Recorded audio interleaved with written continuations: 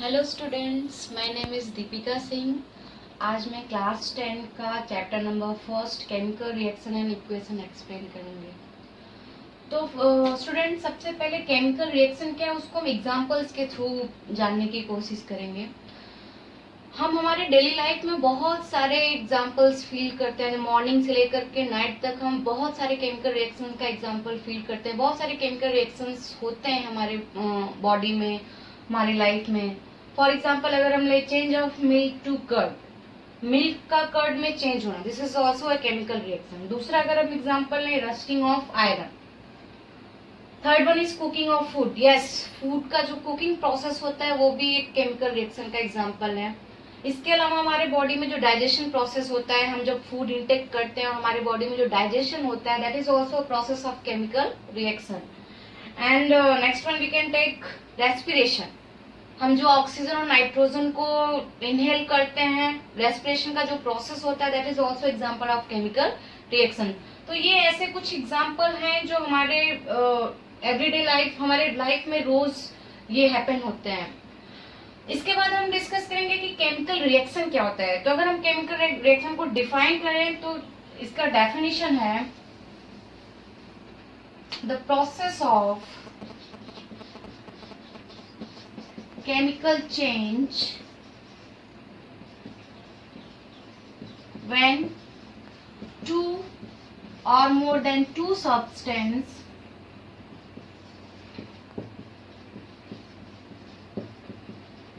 combine with each other and form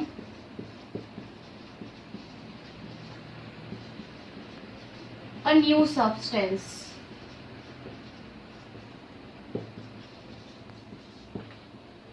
chemical reaction को हम ऐसे डिफाइन कर सकते हैं, the process of chemical change when two और more than two substance combine with each other and form a new substance. That means जब कोई भी दो सब्सटेंस एक दूसरे से कंबाइन होकर के एक न्यू सब्सटेंस फॉर्म करते हैं, उस प्रोसेस को हम बोलते हैं केमिकल रिएक्शन। फॉर एग्जाम्पल हम ले सकते हैं, जैसे भी हमने बोला कि milk, change of milk to curd.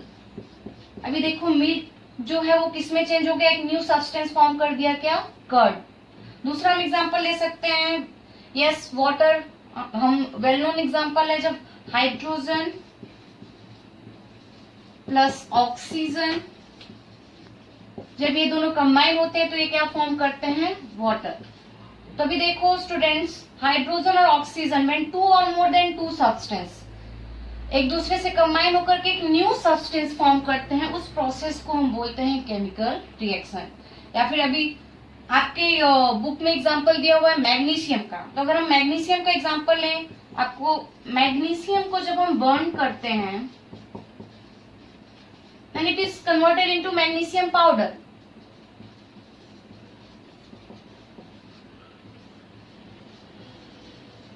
अब हमको पता है कि कोई भी किसी भी चीज को हम किसके प्रेजेंस में बर्न करते हैं, ऑक्सीजन के प्रेजेंस में। कोई भी चीज को हम ऑक्सीजन के प्रेजेंस में बर्न करते हैं। तो जब मैग्नीशियम को हम ऑक्सीजन के प्रेजेंस में बर्न करते हैं तो ये किसमें चेंज होता है, मैग्नीशियम पाउडर में। तो देखो दो सब्सटेंस मिलकर के एक न्यू सब्सटेंस फॉर्म कर रहे हैं। कोई भी एक सब्सटेंस से जब न्यू सब्सटेंस फॉर्म होता है, उस प्रोसेस को हम बोलते हैं केमिकल रिएक्शन। या फिर हम इसको दूसरे वे से भी डिफाइन कर सकते हैं। दूसरा डेफिनेशन भी इसका है, दूसरा डेफिनेशन है the process of transformation of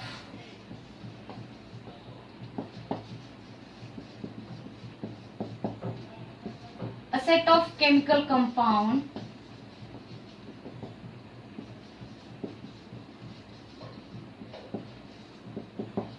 into a new chemical compound.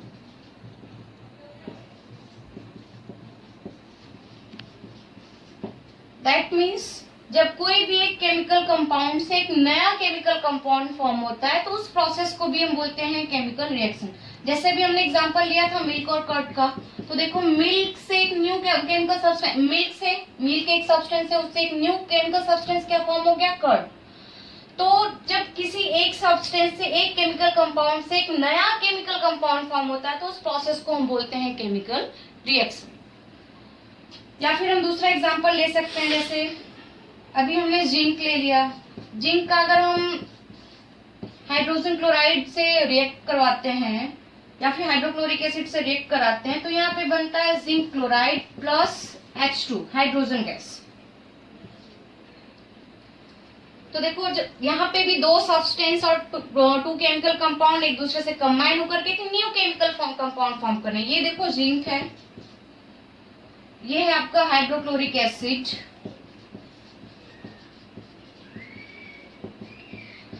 और ये दोनों कंबाइन होकर के एक न्यू केमिकल कंपाउंड फॉर्म कर रहे हैं, दैट इज जिंक क्लोराइड। और हाइड्रोजन गैस रिलीज कर रहे हैं। तो एक न्यू केमिकल कंपाउंड, एक केमिकल कंपाउंड से एक न्यू केमिकल कंपाउंड फॉर्म करना या फिर एक सब्सटेंस से एक न्यू सब्सटेंस फॉर्म होता है, उस प्रोसेस को हम बोलते हैं केमिकल रिएक्शन। अब इसके बाद हम बात करेंगे केमिकल इक्वेशंस के।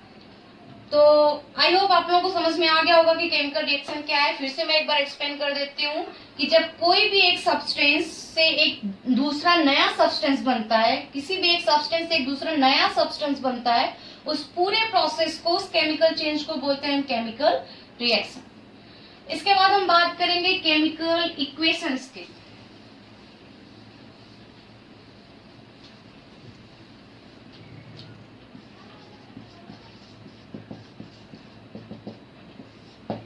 अभी मैंने आपको एग्जांपल एक्सप्लेन किया कि मैग्नीशियम को हम बर्न करते हैं और मैग्नीशियम बर्न होकर के मैग्नीशियम पाउडर में चेंज होता है। तो ये पूरा जो रिएक्शन है उसको अगर हम सेंटेंस के फॉर्म में करेंगे तो दैट्स टू लॉन्ग, ये बहुत ज्यादा हो जाएगा। उसको हम और शॉर्ट फॉर्म में एक्सप्लेन कर सकते हैं। तो केमिकल इक्वेशन क्या होता है कि केमिकल रिएक्शन को जब हम रिप्रेजेंट करते हैं, सिंबॉलिक फॉर्म में रिप्रेजेंट करते हैं, that is known as chemical equation. So we can define it the representation of or the symbolic representation of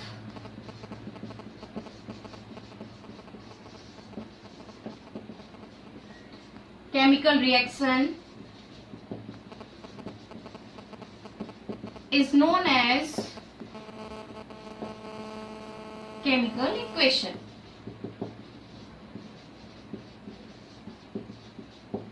किसी भी केमिकल रिएक्शन को जब हम रिप्रेजेंट करते हैं, उसको सिंबल के फॉर्म में रिप्रेजेंट करते हैं, तो उस प्रोसेस को हम बोलते हैं केमिकल इक्वेशन। जैसे भी मैंने एक्सप्लेन किया, हमने बात किया कि when magnesium is burned into presence of when magnesium is burned in presence of oxygen, then it is converted into magnesium powder. Magnesium powder that means magnesium oxide.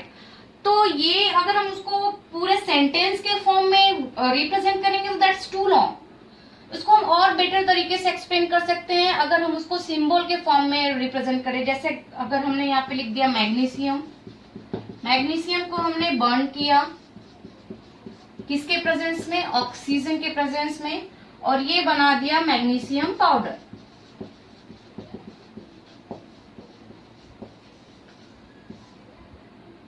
Magnesium powder that means magnesium oxide. तो ये जो पूरा अगर हम इसको sentence के form में लिखेंगे, magnesium when magnesium is burn in the presence of oxygen then it is converted into magnesium oxide और मैग्नीशियम पाउडर, तो दैट्स टू लॉन्ग, ये बहुत ज्यादा हो जाएगा। तो इसको हम और शॉर्टर फॉर्म में लिखने के, अगर इसको हम और शॉर्टर फॉर्म में लिख सकते हैं तो जो इसको जो हम शॉर्ट फॉर्म में लिखते हैं, इसको जो रिप्रेजेंट करते हैं, उस प्रोसेस को बोलते हैं chemical equations. So students, yes we can define it the symbolic representation of chemical reaction. Chemical reaction को अगर हम सिंबल के फॉर्म में या फिर केमिकल रिएक्शन को अगर हम रिप्रेजेंट करते हैं, उस प्रोसेस को बोलते हैं केमिकल इक्वेशन। इसके बाद हमारा नेक्स्ट टॉपिक है कि हम कोई भी केमिकल इक्वेशन को कैसे रिप्रेजेंट करते हैं। How can we write a chemical equation, हम केमिकल इक्वेशन को लिखते कैसे हैं। तो next topic is how we write or writing of chemical equation.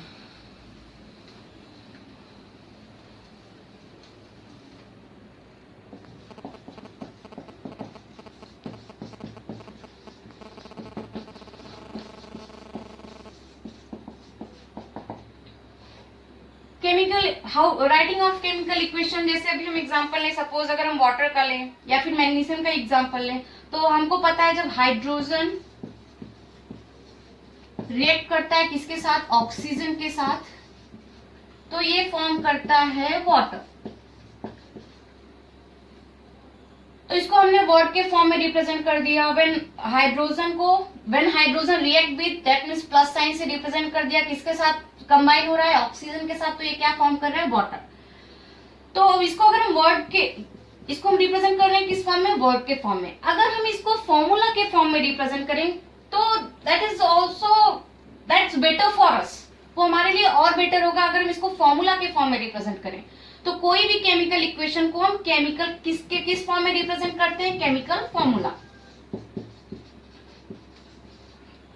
तो कोई भी केमिकल इक्वेशन को हम केमिकल फॉर्मूला में रिप्रेजेंट, अगर हम इसको केमिकल फॉर्मूला में रिप्रेजेंट करेंगे तो ये और शॉर्ट हो जाएगा और इजीली हमको समझ में आएगा। तो हाइड्रोजन को रिएक्ट करा रहे हैं किसके साथ? ऑक्सीजन के साथ। तो हम हाइड्रोजन का अगर हम सिंबल ले लें तो हाइड्रोजन को किससे रिप्रेजेंट करते हैं? H2। ऑक्सीजन को किससे रिप्रेजेंट करते हैं हम? O2। और H2 और O2 रिएक्ट करके क्या बना रहे हैं? वाटर। वाटर का फॉर्मूला क्या है? H2O।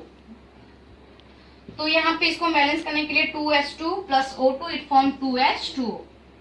तो देखो यहाँ पे हाइड्रोजन और ऑक्सीजन, ये हमने जो वर्ड में लिखा हाइड्रोजन, फिर ऑक्सीजन को भी हमने यहाँ पे वर्ड में लिखा। अगर हम इसको केमिकल फॉर्मूला से रिप्रेजेंट करें तो ये हमारे लिए और इजी हो जाएगा और शॉर्ट हो जाएगा। तो हाइड्रोजन का यहाँ पे हमने फॉर्मूला लिख दिया H2, ऑक्सीजन का केमिकल फॉर्मूला लिख दिया हमने O2, और ये एक दूसरे से कंबाइन होकर के क्या बना रहे हैं? Water. That is formula of water is H2O। तो हमने केमिकल रिएक्शन का क्या बात किया था कि जब कोई भी टू केमिकल कंपाउंड या फिर दो सब्सटेंस मिलकर के एक न्यू सब्सटेंस फॉर्म करता है, उस प्रोसेस को तो थोड़ा सा हम यहाँ पे वाटर से समझने की कोशिश करेंगे। केमिकल रिएक्शन, जब कोई भी सब्सटेंस एक दूसरे से रिएक्ट करके एक न्यू कंपाउंड बनाते हैं तो ये अपना जो नेचर होता है और अपनी जो आइडेंटिटी होती है उसको वो लॉस कर देते हैं। एक्चुअल में जो इनकी आइडेंटिटी होती है, जब वो कंबाइन होकर के एक नया सब्सटेंस बनाते हैं तो उस टाइम ये अपना नेचर और इनका जो आइडेंटिटी होती है वो चेंज हो जाती है। जैसे कि हमको पता है hydrogen is the combustible gas. Hydrogen का काम क्या है? कंबशन का। And oxygen is a supporter of combustion.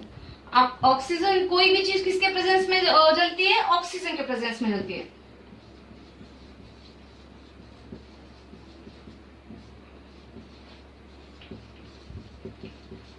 तो देखो इसका जो नेचर है वो बर्निंग का है, वो कंबशन का नेचर है, इसका जलने का नेचर है। और किसके प्रेजेंस में ये जलता है? और ऑक्सीजन का क्या नेचर है कि वो किसी चीज को जलाता है, हेल्प करता है बनने में। लेकिन देखो यहाँ पे जब ये दोनों एक दूसरे से रिएक्ट करके क्या बना रहे हैं? वाटर। मतलब एक न्यू नेचर। वाटर का काम क्या है? वाटर आग बुझाने का काम करता है, दैट इज एक्सटिंग्विशर। तो देखो ये हाइड्रोजन का नेचर क्या था? जलने का। ऑक्सीजन का क्या नेचर था? जलाने का। लेकिन जब ये दोनों मिल करके एक नया कंपाउंड बना रहे हैं तो ये इनका जो नेचर है, इनकी जो आइडेंटिटी है वो क्या हो जा रही है? चेंज हो जा रही है। इसका जो जलने का नेचर है वो चेंज हो गया हाइड्रोजन का। ऑक्सीजन का जो जलाने का नेचर है वो भी चेंज हो गया। तो जब कोई भी केमिकल रिएक्शन होता है तो जो इनिशिएटिव सब्सटेंस होते हैं, जो स्टार्टिंग के सब्सटेंस होते हैं, रिएक्टेंट होते हैं, ये अपनी आइडेंटिटी और अपने नेचर को क्या कर देते, इनका आइडेंटिटी और इनका नेचर क्या हो जाता है? बिल्कुल चेंज हो जाता है। तो यहाँ पे एग्जांपल देख सकते हैं हम, हाइड्रोजन और ऑक्सीजन की जो आइडेंटिटी, उनका जो नेचर है वो पूरा टोटली क्या हो गया? चेंज हो गया। तो ये पूरे प्रोसेस को हम किससे रिप्रेजेंट कर सकते हैं? केमिकल रिएक्शन से। तो अभी हम बात कर रहे हैं कि केमिकल इक्वेशन को हम कैसे रिप्रेजेंट करते हैं, कैसे लिखते हैं। तो अभी हमने डिस्कस किया यहाँ पे कि अगर हम उसको फॉर्मूला के फॉर्म में रिप्रेजेंट करेंगे तो दैट्स गुड फॉर अस। अब इसके बाद बात करते हैं कि बैलेंस्ड केमिकल इक्वेशन। जैसे अभी मैंने यहाँ पे H2 प्लस O2, उसके पहले मैंने यहाँ पे H2 लिखा था प्लस O2 लिखा था, और यहाँ पे मैंने लिखा था H2O। तो our next topic is balancing of chemical equation.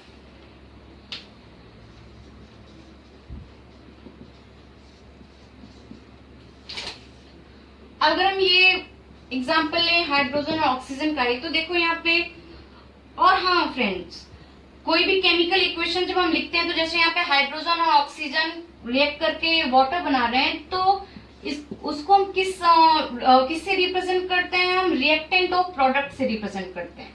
तो जो केमिकल रिएक्शन में पार्टिसिपेट करते हैं, दो टर्म होते हैं, एक होता है रिएक्टेंट और दूसरा टर्म होता है प्रोडक्ट। तो पहले हम ये समझ लें कि रिएक्टेंट और प्रोडक्ट क्या होते हैं।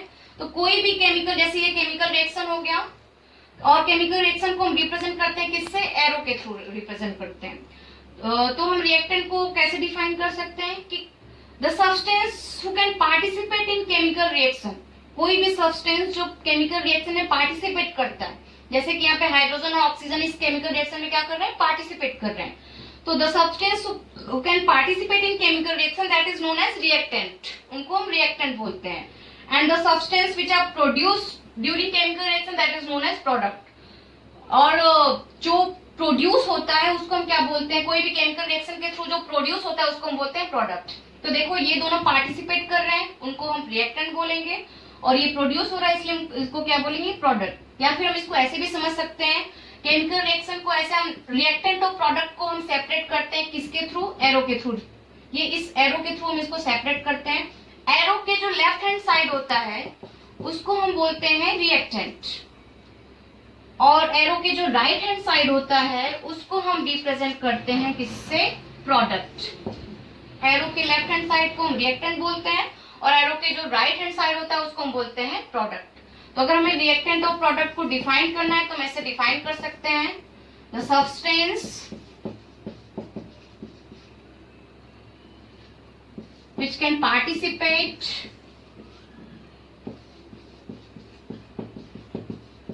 in chemical reaction is known as reactant। जो केमिकल रिएक्शन में पार्टिसिपेट करते हैं उनको हम रिएक्टेंट बोलते हैं, और उनको हम किस साइन से रिप्रेजेंट करते हैं, यहाँ पे प्लस के साइन से रिप्रेजेंट करते हैं। जो कॉम्बिनेशन का फॉर्म होता है उसको हम प्लस साइन से रिप्रेजेंट करते हैं। इसके बाद हम प्रोडक्ट को भी डिफाइन कर सकते हैं, ये तो रिएक्टेंट का हो गया, और प्रोडक्ट को हम डिफाइन कर सकते हैं,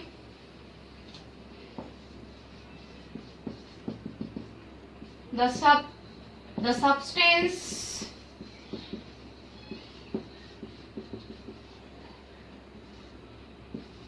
which are produced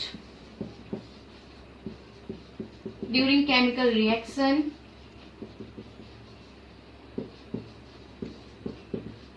is known as product। तो कोई भी केमिकल रिएक्शन का जो रिजल्ट होता है, जो प्रोड्यूस होता है, उसको हम क्या बोलते हैं, प्रोडक्ट। और एरो इन रिएक्टेंट और प्रोडक्ट को हम सेपरेट किससे करते हैं, एरो से सेपरेट करते हैं रिएक्टेंट और प्रोडक्ट को।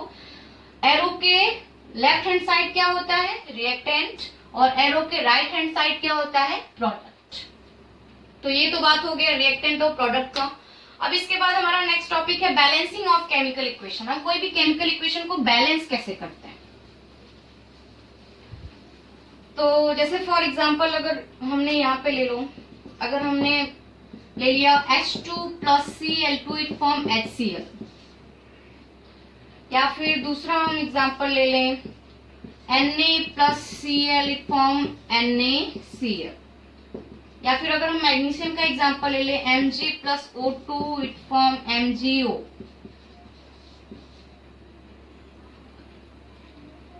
अभी देखो H2 plus Cl2 it form HCl। तो कोई भी chemical equation, balanced chemical equation कब होता है, जब एरो के बोथ साइड, दैट मीन्स जो रिएक्टेंट होते हैं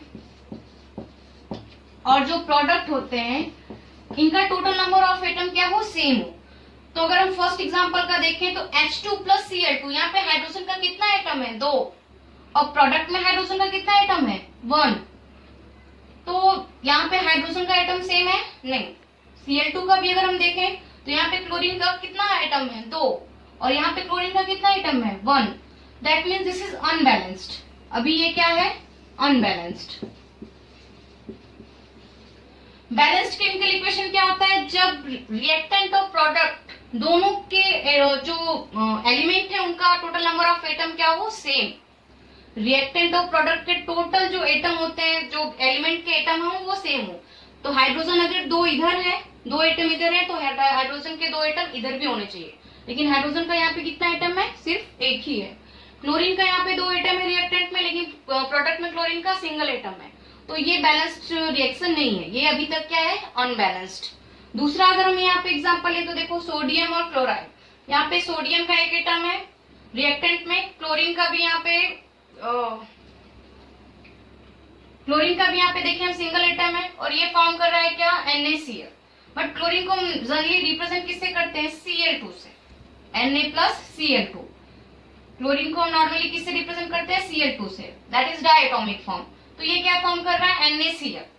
दूसरा अगर हम ले मैग्नीशियम, इसको हम रिप्रेजेंट करते हैं monoatomic form, magnesium single atom है। यहाँ पे ऑक्सीजन का भी देखो यहाँ पे 2 एटम है, बट अगर हम प्रोडक्ट में देखें तो मैग्नीशियम और ऑक्सीजन का सिंगल एटम है। तो दोनों साइड रिएक्टेंट और प्रोडक्ट में इनके जो टोटल नंबर ऑफ एटम है एलिमेंट के वो सेम नहीं है, तो दैट इज अनबैलेंस्ड। जब टोटल नंबर ऑफ एटम दोनों के सेम हो तो उसको हम बोलते हैं बैलेंस। तो हम कोई भी केमिकल इक्वेशन को बैलेंस कैसे करते हैं अभी हम वो समझेंगे, how we can balance the chemical equation. So balancing of chemical equation, कोई भी केमिकल इक्वेशन को हम बैलेंस करने के लिए सबसे पहले क्या करते हैं, तो जैसे सबसे पहले हम एग्जांपल ले लें H2 और Cl2 का। स्टेप बाय स्टेप इस प्रोसेस को हम समझेंगे। तो अगर मैंने एग्जांपल यहाँ पे ले लिया, फर्स्ट एग्जांपल अगर हमने ले लिया H2 plus Cl2 it form HCl। तो सबसे पहले हम क्या करेंगे, total number of atom count कर लेंगे एलिमेंट का left hand side, that means reactant में भी, और right hand side that means product में भी। तो एक जगह हम यहाँ पे टेबल बना लेते हैं, वहां पे रिएक्टेंट और प्रोडक्ट का लिख देते हैं। यहाँ पे हम पहले लिखेंगे रिएक्टेंट और यहाँ पे हम लिख देंगे प्रोडक्ट। तो एट फर्स्ट स्टेप में सबसे पहले हम स्टेप फर्स्ट में क्या करेंगे कि टोटल नंबर ऑफ एलिमेंट कौन कौन से इसमें है वो हम यहाँ पे मेंशन करेंगे। तो रिएक्टेंट में कौन कौन से एलिमेंट है, हाइड्रोजन, हाइड्रोजन को सिंबल के फॉर्म में लिखो या फिर हाइड्रोजन। और प्रोडक्ट में प्रोडक्ट हाइड्रोजन यहाँ पे रिएक्टेंट में कितने हैं, हाइड्रोजन यहाँ पे 2 है, 2 एटम है हाइड्रोजन का। और दूसरा कौन सा यहाँ पे एलिमेंट पार्टिसिपेट किया है, क्लोरीन। क्लोरीन का भी total number of atom left hand side कितना है, 2। प्रोडक्ट में हाइड्रोजन कितना है, प्रोडक्ट में हाइड्रोजन कितना है, 1। और प्रोडक्ट में क्लोरीन भी कितना है, 1। तो सबसे पहले हम रिएक्टेंट और प्रोडक्ट में कितने कितने एटम है एलिमेंट के वो मेंशन कर लेंगे। तो देखो रिएक्टेंट में हाइड्रोजन 2 है, क्लोरीन भी 2 है, लेकिन प्रोडक्ट में हाइड्रोजन 1 है और क्लोरीन भी 1 है, दैट मीन्स ये रिएक्शन बैलेंस्ड नहीं है, इसको हमें बैलेंस करना है।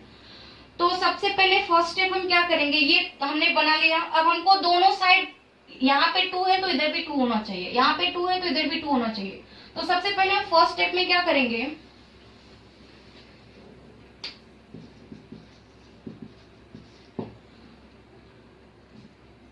इसको हम एक ब्रैकेट में जो है रिएक्टेंट और प्रोडक्ट है इसको हम एक ब्रैकेट में मेंशन कर देंगे, H2Cl2 और HCl को भी हम एक ब्रैकेट में हमने इसलिए मेंशन किया, इसको हमने ब्रैकेट में इसलिए किया है कि हमको H2 को टच नहीं करना है, H2 को हमें चेंज नहीं करना है, क्योंकि हाइड्रोजन का फॉर्म डायटोमिक ही होता है। क्लोरीन को भी हमें चेंज नहीं करना है, और ये जो HCl है इसको भी हमें चेंज नहीं करना है, इधर हमें कुछ चेंज नहीं करना है। जो भी चेंज हमें करना है वो ब्रैकेट के बाहर चेंज करना है। तो फर्स्ट स्टेप में हम सबसे पहले क्या करेंगे कि जो भी रिएक्टेंट और प्रोडक्ट है उनको हम ब्रैकेट में कर लेंगे। अब इसके बाद हम क्या देखेंगे, अब यहाँ पे हाइड्रोजन 2 है और यहाँ पे क्लोरीन 2 है और यहाँ पे सिंगल है। तो अगर हम यहाँ जो भी रिक्वायर्ड नंबर है उसको हम एज ए प्रीफिक्स के फॉर्म में हम उसको सामने यहाँ पे मेंशन कर देते हैं। तो हाइड्रोजन यहाँ पे कितना है, 2, और अगर हम यहाँ पे 2 कर दें, ब्रैकेट के बाहर 2 कर दें, तो यहाँ पे भी हाइड्रोजन कितना हो जाएगा, 2। तो हमें ब्रैकेट के अंदर फ्रेंड्स हमें ब्रैकेट के अंदर कुछ नहीं करना है, हमें जो भी करना है वो ब्रैकेट के बाहर करना है। तो यहाँ पे हाइड्रोजन 2 है तो हम यहाँ पे भी क्या कर दें, 2। जब हमने ब्रैकेट के बाहर 2 कर दिया मतलब यहाँ पे हाइड्रोजन कितना हो गया, 2। यहाँ पे मल्टीप्लाई हो जाएगा, हाइड्रोजन कितना हो जाएगा, 2। अब Cl2, क्लोरीन भी इधर कितना है, 2। हमने ब्रैकेट के बाहर इधर 2 कर दिया मतलब ये इनका मल्टीप्लिकेशन होगा तो हाइड्रोजन भी 2 हो गया और क्लोरीन भी 2 हो गया। तो अब ये रिएक्शन क्या हो गया, H2 plus Cl2 it form 2HCl। अभी देखो ये रिएक्शन क्या हो गया, ये केमिकल इक्वेशन बैलेंस्ड हो गया, that is balanced chemical equation.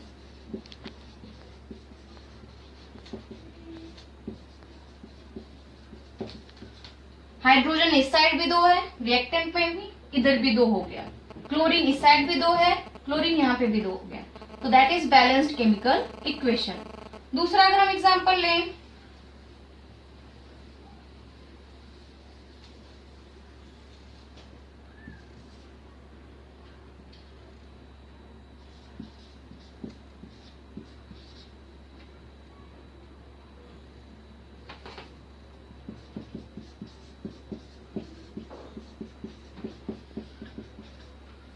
Zn plus HCl, Zn that means zinc, किसके साथ रिएक्शन हो रहा है, हाइड्रोक्लोरिक एसिड के साथ, it form zinc chloride and hydrogen gas. और हाँ, केमिकल इक्वेशन, कभी भी केमिकल रिएक्शन लिखते हैं केमिकल इक्वेशन, तो वहां पे आपको इन ब्रैकेट कहीं कहीं ऐसे लिखा होता है एस, यहाँ पे लिखा होता है एक्वस, यहाँ पे लिखा होता है, यहाँ पे लिखा होता है जी। तो ये जो ब्रैकेट में S that is solid, that means वो जो एलिमेंट है वो किस फॉर्म में है, सॉलिड के फॉर्म में। और अगर वो ब्रैकेट के अंदर जी लिखा है दैट मीन्स वो किस फॉर्म में, जो भी प्रोडक्ट है या रिएक्टेंट है वो किस फॉर्म में है, गैस के फॉर्म में। और अगर ब्रैकेट के अंदर यहाँ पे एल लिखा है तो दैट मीन्स वो क्या है, लिक्विड के फॉर्म में है। और अगर वहां पे AQ लिखा है दैट मीन्स वो किस फॉर्म में है, aqueous. Aqueous that means solution in, वो जो एलिमेंट है उसका सोल्यूशन किस में बना है, इन वाटर, वाटर में उसका सोल्यूशन बना है तो उसको हम बोलते हैं एक्वस। तो हम कभी भी केमिकल इक्वेशन देखते हैं तो ऐसे लिखा होता है। और अर्लियर टाइम पहले क्या होता था कि गैस को कहीं कहीं आपको गैस को ऐसे मेंशन ना करके पहले ऐसे एरो को ऊपर यहाँ पे मेंशन करते थे। एरो अगर ऊपर के डायरेक्शन में है दैट मीन्स वहां पे क्या रिलीज हो रहा है, गैस। तो अभी हम वहां पे एरो ऊपर मेंशन ना करके हम ऐसे इन ब्रैकेट लिख देते हैं गैसियस। तो रिएक्शन का ये जो फॉर्म होता है, एस लिखा होता है दैट मीन्स सॉलिड फॉर्म में है, जी मतलब गैसियस फॉर्म में है। तो अभी देखो इस रिएक्शन को अगर हम देखें तो यहाँ पे सबसे पहले फर्स्ट स्टेप हमें क्या करना है कि रिएक्टेंट और प्रोडक्ट में कौन कौन से एलिमेंट हैं और उनका टोटल नंबर ऑफ एटम कितना है।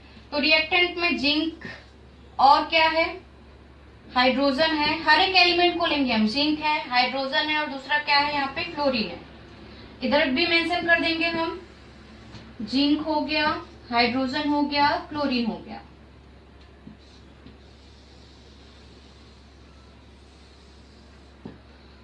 इधर रिएक्टेंट में जिंक कितना है, total number of atom 1, hydrogen का भी टोटल नंबर ऑफ एटम कितना है 1, क्लोरीन का भी टोटल नंबर ऑफ एटम कितना है 1।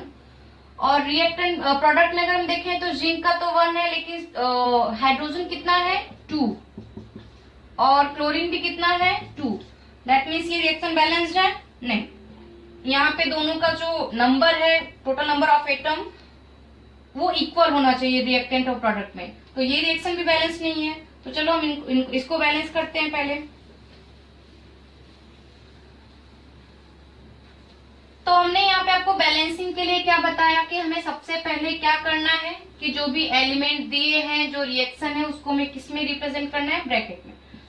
तो चलो हमने यहाँ पे जिंक के आगे ब्रैकेट, यहाँ पे जिंक को ब्रैकेट में कर दिया, HCl को भी हमने ब्रैकेट में कर दिया। ब्रैकेट में इसलिए करना है ना ही हमें जिंक को टच करना है, इधर 2 नहीं लगाना है, इधर भी H2Cl2 ऐसा कुछ नहीं करना है, हमें ब्रैकेट के अंदर कुछ करना ही नहीं है। ZnCl2 इसको भी हमने ब्रैकेट में कर दिया, H2 इसको भी हमने ब्रैकेट में कर दिया।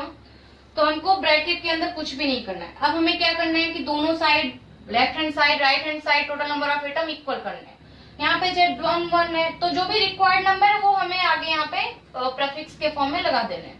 हाइड्रोजन यहाँ पे 1 है, Cl यहाँ पे 1 है। अब Cl यहाँ पे 2 है, हाइड्रोजन यहाँ पे 2 है, तो अगर हम यहाँ पे क्या कर देंगे 2, तो यहाँ पे देखो इधर भी हाइड्रोजन भी 2 हो गया और Cl भी 2 हो गया, जिंक इधर भी 1 है, जिंक इधर भी 1 है।